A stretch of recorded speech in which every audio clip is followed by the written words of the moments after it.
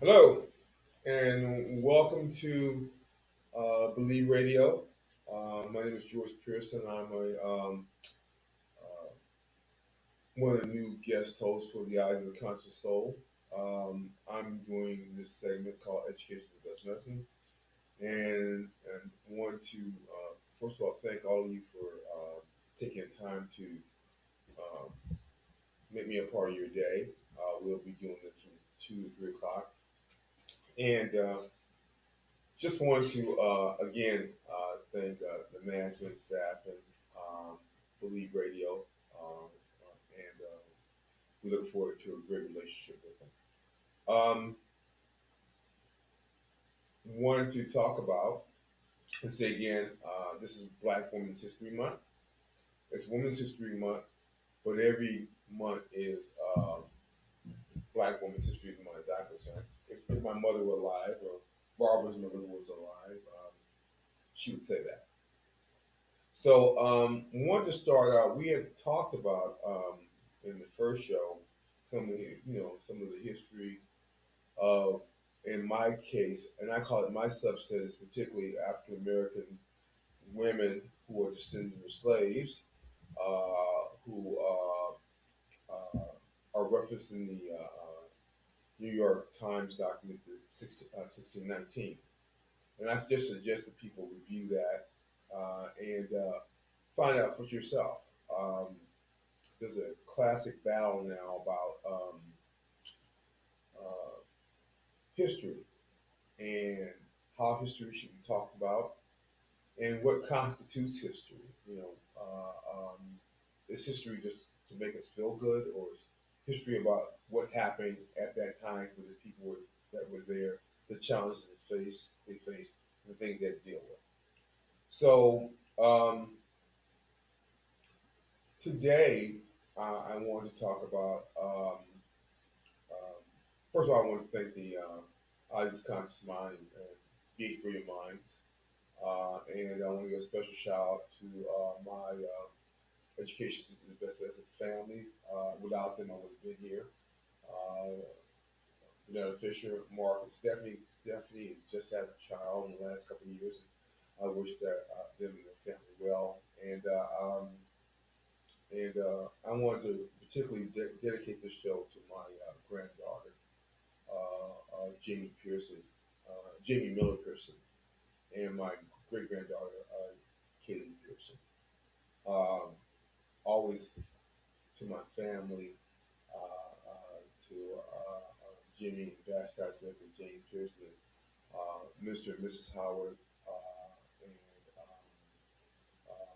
all the folks that are groundbreaking. Chuck Johnson. Chuck Johnson was the first men of color that had a TV network and played Oakland. Blessed to be beyond. So I think it's always you remember the history and context. And from my days at Berkeley Access TV, again, I want to thank everybody for that. So today I want to talk about. I wanted to start initially with talking about black women in slavery. Again, I want to reference the 1619 document, and I want to take a little take away from it because I want folks to understand that um, since 1619, um, we were chattel. We were chattel, almost like an animal. And our worth was determined in some cases. This is in a piece by Mr. Clint Smith on a crash course in African American history, and he titled "The Women's Experience with Slavery." Um, and he stated that from the auction block, again, 1619, 1619 is the recorded time frame for the first maybe 20 Africans that come to America to be a part of the first slave trade, the ongoing slave trade. Um, and so, though our worth was really kind of interesting. If we put it in today's dollars, we could be worth anywhere from $4 to $94,000. and principally we were brought here to do crop raising as well as create this economy. I guess that's the concern around advanced race theory, that Americans will find out that no, America just didn't get here. It was created by a number of folks that um, um, that had no and were not able to benefit from their labor. Uh, Maybe that's the question around this advanced rate theory issue. And so it's kind of clear that our ability to work in the fields and endure the heat in our physical abilities allowed us to harvest cotton, sugar, tobacco. Those were the crops. Those were the commodities by which America was built. And we not only harvested them, but we also um, created some of the agricultural techniques. The George Washington Carvers of the world, and um,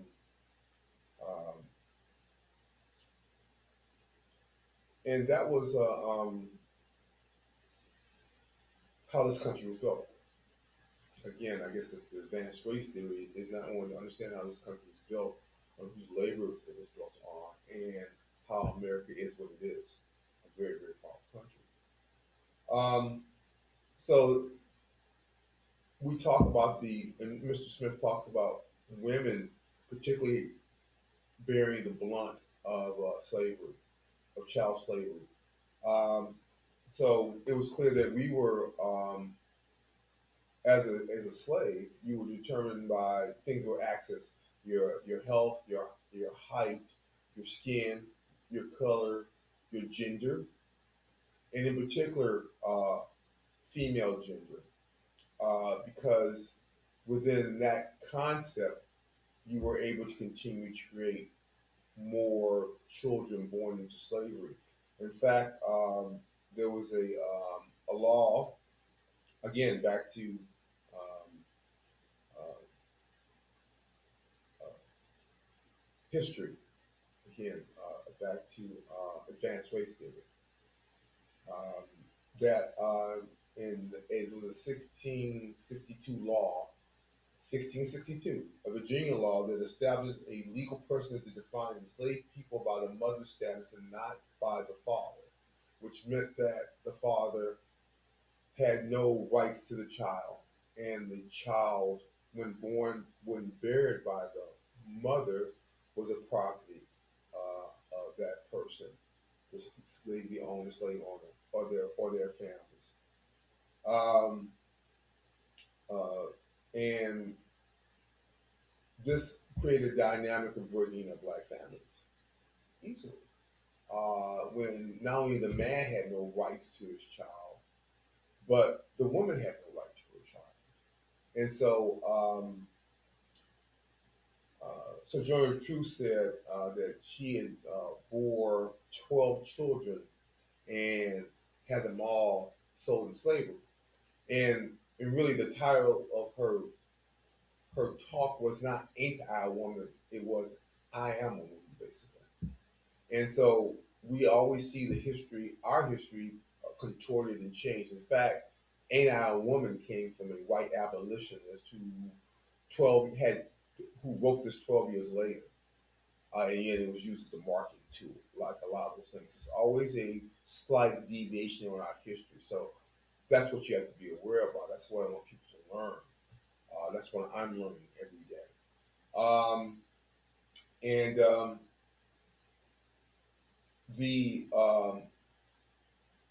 problem with this whole process was that even as although they had to bear children that would be sold into slavery, they had to work alongside the men. They worked as hard or harder than the men. And it was a constant battle because, of course, when you don't have rights to your body and to yourself, then the ex-slave master could come at any time, or his uh, representative, the overseer, could come and demand sex. They could demand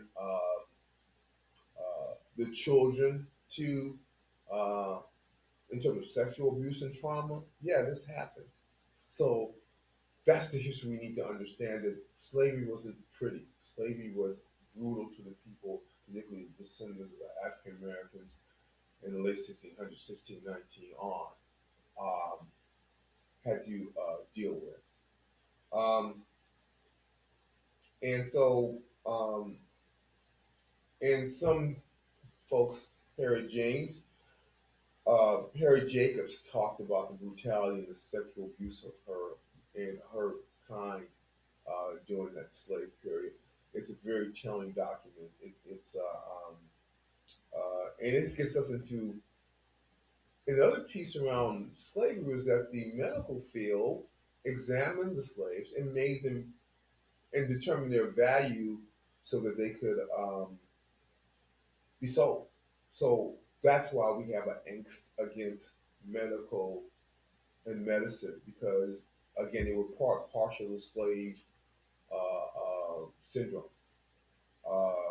That and I even think it goes back further to the Middle Passage, where uh, how do you deal with a group of human beings packed like sardines? Um, uh, the ship's doctor had to make some decisions about who lived and who died, because if the person was dead, they would throw them overboard. They had to. It wasn't live cargo. They couldn't do anything with that. So I think that we need to kind of understand that in the context of folks like the father of medicine. And yeah, I know this is about black women, but you need to understand the context of some of this stuff happened to us and why we are concerned about medicine. Uh, James Sims was considered the father of modern gynecology, and but by the same token, a an African American woman, Miss Carrie Washington, writes a book called Medical Apartheid, and she talks about men like James Sims, who were brilliant men. Again, he created speculum and minor surgeries that were, and again, brilliant in gynecology, but he used, or he was able to develop this knowledge by testing black women. And it was such an egregious issue that his colleagues stopped working with him because they didn't want to be a party to this, and he continued to do it. Again, some of our fears and trauma around medicine, we're more likely not to be provided pain medicines. We're more likely to be denied care, or our care is substandard. So that's what this issue is all about. It's about, uh, for example, if infant mortality rate. When I started practicing in 1982/84, women of color were dying in childbirth, and there was a high rate of infant mortality and a high rate of women of color dying. Well, in my guesstimation in 2021, it's happening still. It's just that the women have insurance, they're well educated, and why is that? I mean, those are things that should concern a society and a people, a civil society. Um, so I wanted to share those two things with you because I think that it's important to kind of understand us in the context, particularly the women of our culture, in the context of slavery, in the context of medical science, but also in the context of gun violence. And the reason why I bring this up is that my grandchild was murdered by about 6 weeks, 8 weeks ago. You lose that time frame when someone you love uh, is taken from you like that. And so it got me to thinking about, gun violence and Second Amendment rights and what does this all mean? And some bitter truths also. Um, um, and I want to dedicate this show to her and my grandchild, Kaylee, who now does not have a mother and has to deal with it every day of her life, like we have to deal with it. And I kind of want to understand America in terms of the pattern of gun violence in the U.S. And it paints a picture of when you think about the mass shootings and all that kind of thing. Um, uh, they're a small percentage of gun deaths. Uh, the majority of gun deaths in the nation, uh, and for a country that doesn't really have an issue around assault. In fact, when they surveyed countries, this country said that they ranked at the bottom in terms of assaults. So you would think that's why you want to guard because you're afraid of being assaulted. Uh, from 2003 to 2013, there were 300,000 deaths, uh, gun violence. This is more than people that died in World War II. Um, and interesting enough, the number one cause for gun violence deaths is suicide. Um, and Unfortunately, black men account for a majority of the gun death. I know this is about women, but I want to be clear that this is a global and community issue. Um, and something like there's something like for 18 there's for every 18 people out of 100,000, that accounts for the majority of black deaths. It's higher than and females are 7.9. We're gonna get into female. And interesting, white men and females commit suicide more so, and it cost our country like 146 billion dollars last year. Again, gun ownership, the Second Amendment, um, that's a concern. Um, I wanted to mention that this is a global problem in our community. And this was noted by the Violence Poverty Center in 2005. Homicide data was analyzed, and this was kind of disconcerting to me. So I think if you just kind of get what the issue is, sometimes it's not somebody else, sometimes it's us. Black women were murdered by men, most often killed with a gun, almost always by someone they know. Firearms were the most common weapons used to murder females. This is about a survey of about 587 women. But you just kind of just multiply that, and that's a number of women of color dying, black women dying. And this is a survey that kind of looked at in 2005, 574 women were murdered in single issue, single offender homicides, which means it was single, which means it was just one incident. This wasn't like someone walking into the community shooting up people.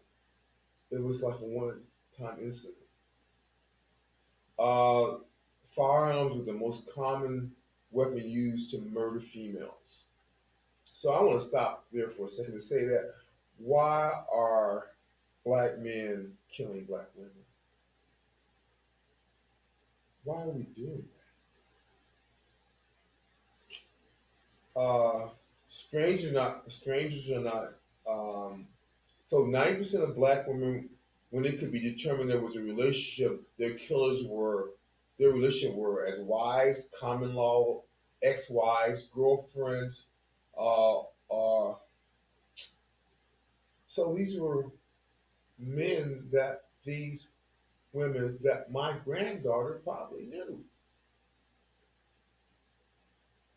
Strangers not killing these women, and that's what's called intimate partner violence.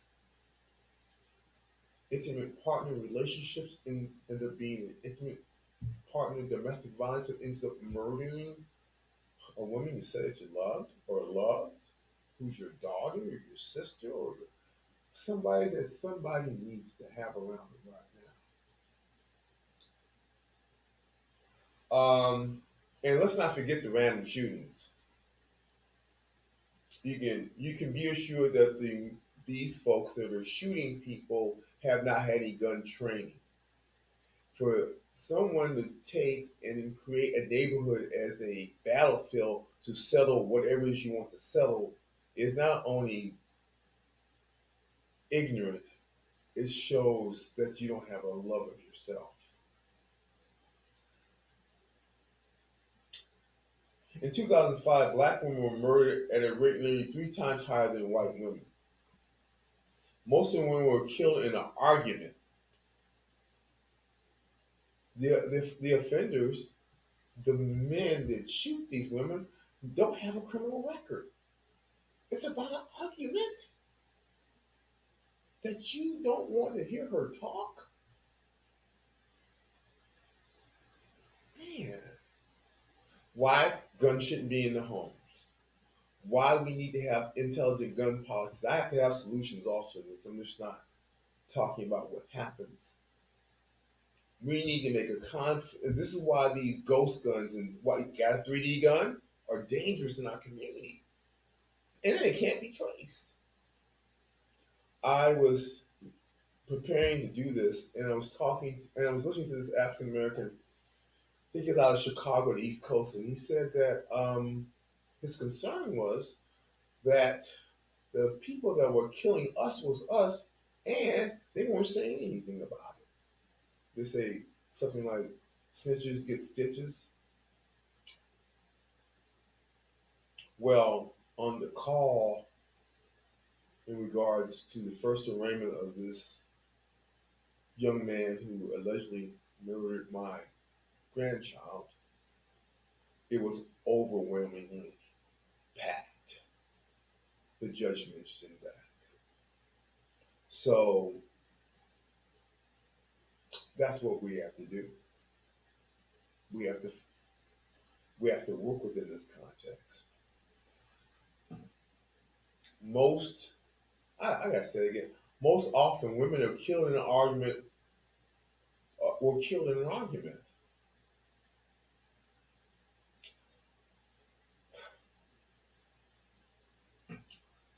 And I think that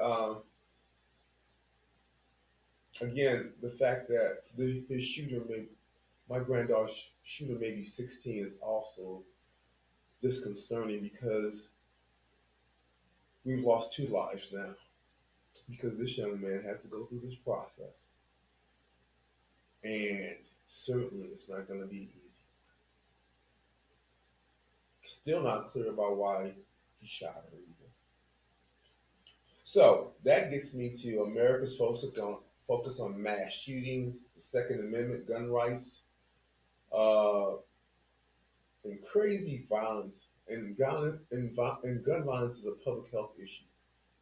And this is in a crisis article in 2013. The Second Amendment. Let's see, what is the Second Amendment? The Second Amendment states that a well-regulated militia being necessary in the security of a free state and the right of the people to keep and bear arms shall not be infringed. I'm going to read that again. A well-regulated militia being necessary to the security of a free state and the right of people to keep and bear arms shall not be infringed. And we need to understand the context in which this was happening. America was being created. The British were at their door, much like the Russians are at the Ukrainians' door. And they had felt that as those folks that were creating the Constitution and creating this most imperfect union, that we had to be able to protect ourselves. Now, I don't know, after 350 years, do we need this kind of gun control law?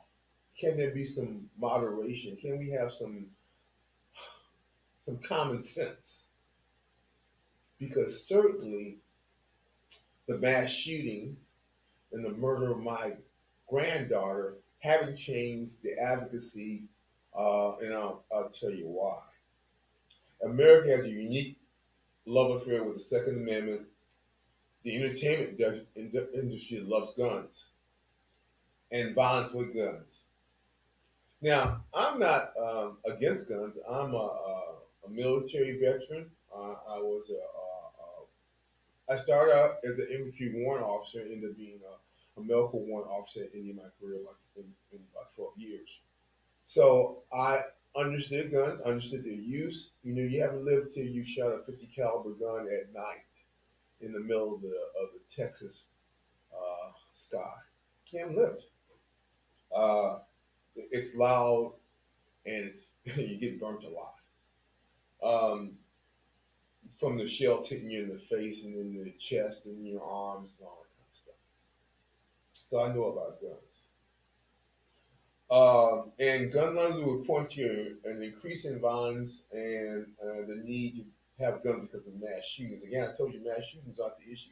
It's the individual gun owner. And my clinical experience as a person um, fielding 911 calls and coming in contact and seeing those individuals shot, and this may be some old data for me, but I always said that for every person in the black community that was shot, he came in contact with 25 people prior to his just discharge, including if he was paralyzed or had injuries. So we're just talking about people that are killed. We're not talking about the injury. We're not talking about, again, the cost of rehab and all those things that happen when a person is shot, particularly a young person is shot and injured.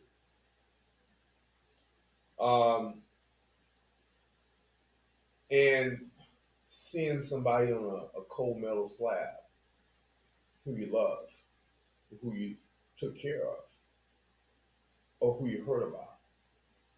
So I think we have to kind of rethink this.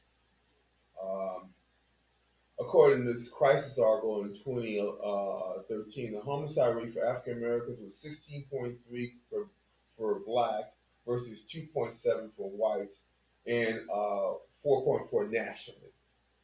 And that hasn't changed that much. And I think the reason because we're armed to the teeth. Uh, in a 2013 article about in terms of gun ownership, uh, we own a lot of guns, and that gun ownership has increased. Um, it's and this article was called "Caught in Crossfire," and it called to action the impact on gun violence and people of color. Um, and we come to mind with women, Breonna Taylor, and always as there's someone before her. And some of the solutions are to address the root cause of violence as a public health model and ID the problem, uh, figure out the root causes, and develop and implement solutions. Um, uh, and we see that the simplistic view of poverty, the war on drugs, and the access to gun are one of the primary things that we need to address if we're to stem this gun violence tide. Uh, so um,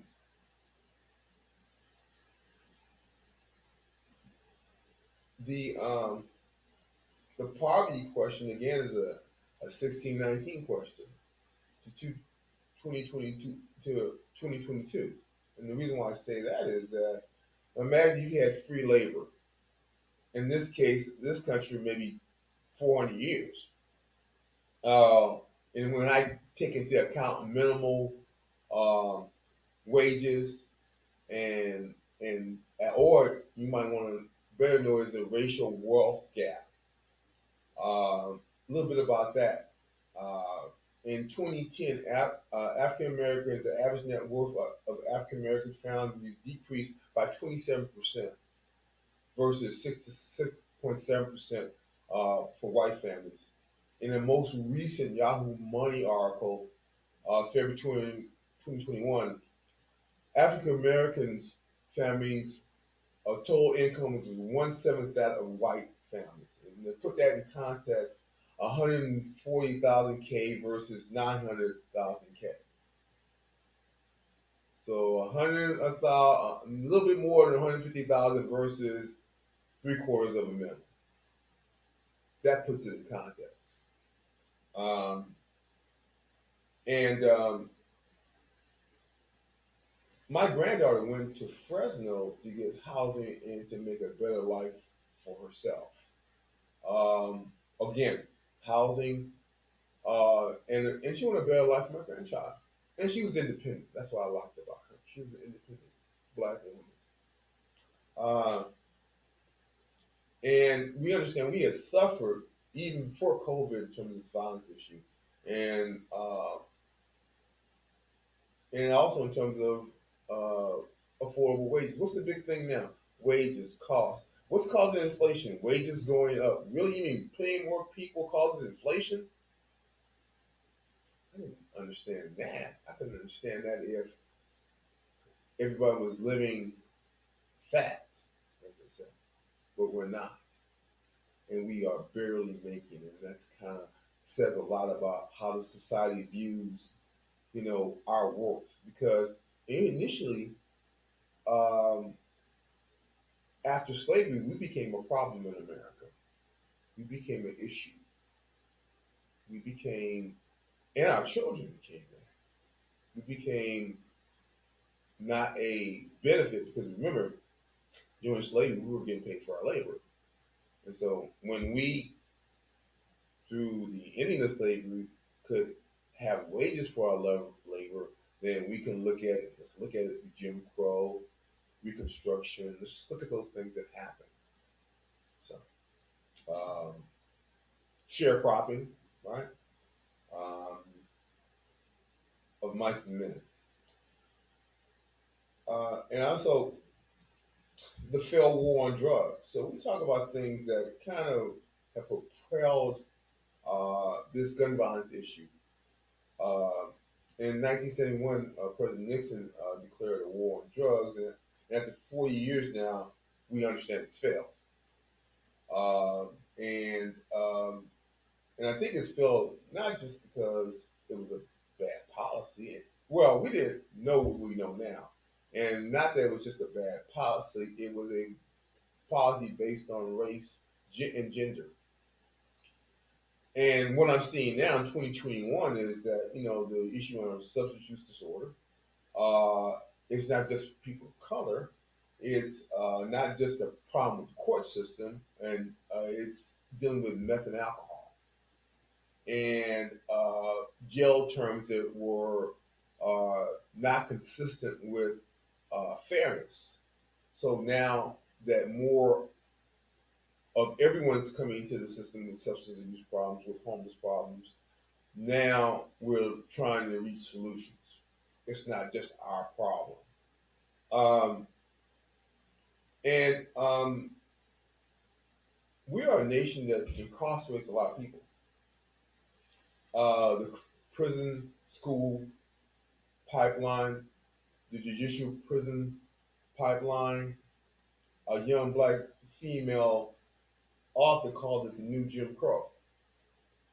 Um, and with the NIA dripping in graft and corruption, um, uh, they have missed the beat.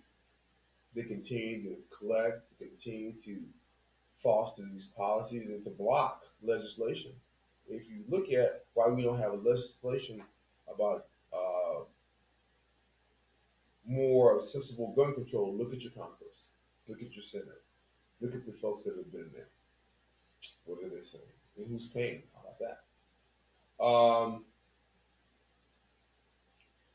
And I think we need to understand that, that they say that now 3.8 million folks own guns in America. And again, when people are shot, when women are shot, a gun is in the home. That's scary. That's something that needs to change. We need to fix the nation's gun laws. We need to invest in community colors and not gentrification. Um,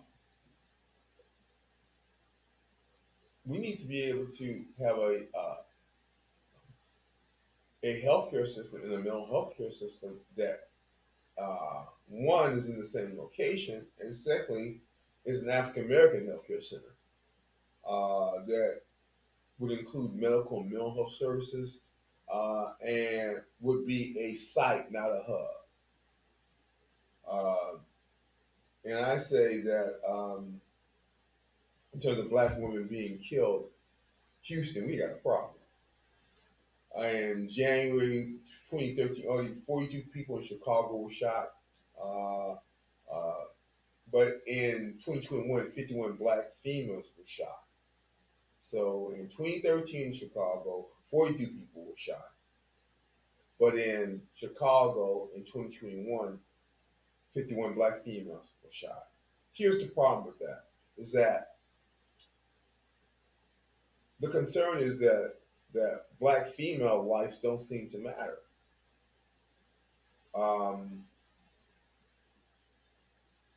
we talk about mass shootings, Tucson, Republican Gabby Guilford, a white woman, and I have no, hey, I am appalled at any violence on anyone, or and particularly any female, and she was just doing her job. And but when we have this same level with women of color, the spotlight isn't shined on them as high. That's my concern. Um, Here's some of the data in an article entitled "Guns and Lies" by Lois Beckett and Abilene Clayton of California Wellness. It says that uh, at least 4 black women and girls were murdered per day. Uh, 4 black women and girls in California are murdered per day. I'm reminded instantly of this white news anchor on a local TV station who was the father of mixed children, who highlighted the fact that women of color were being killed at almost or more race and weren't being highlighted in the media. He wanted to just talk about this. Of course, they fired him.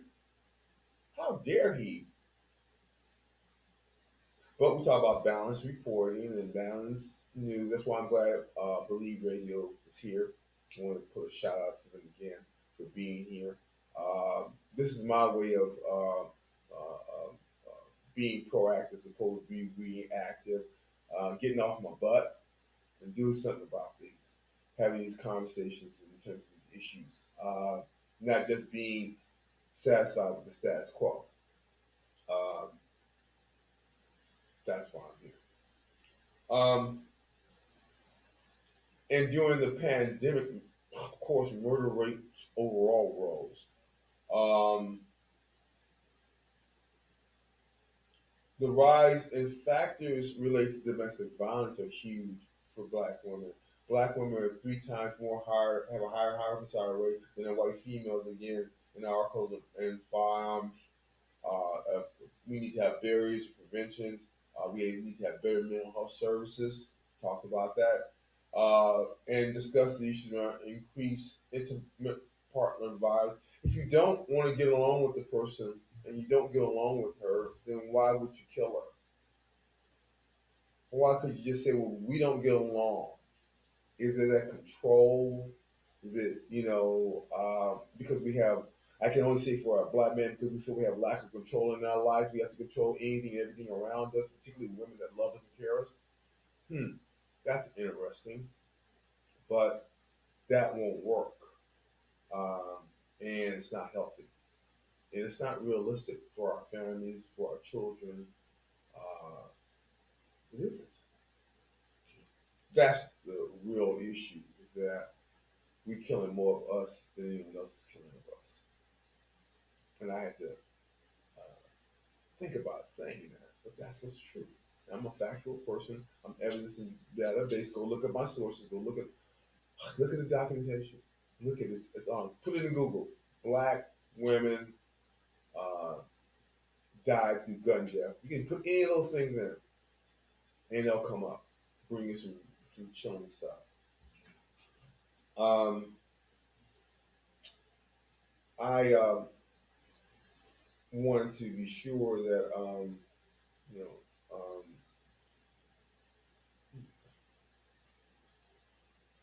that we've done enough. I want to thank you for taking time to listen and talk with us. We'll be back, and again, thank you for taking the time with us. Got some more stuff on black women and homicide. We'll talk about that.